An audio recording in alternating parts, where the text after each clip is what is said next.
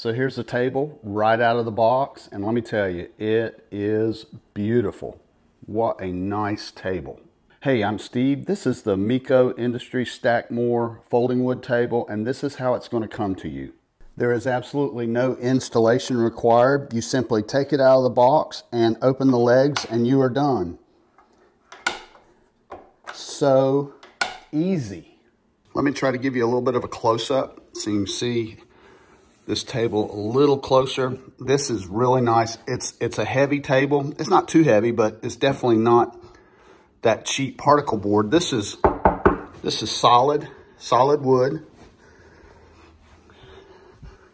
Very beautiful, affordable is what I like. No installation, and this is really kind of exceeded my expectations. I knew it was going to be nice, but I didn't know it was going to be this nice. Let me mention that the color is espresso, and I want to give you some real world measurements. It is 32 by 32. So it's a square, and the height from the bottom to the top is 29 inches.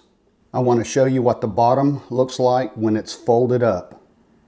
Also want to show you how thin it is when you fold it up, so this is going to be real easy to store away.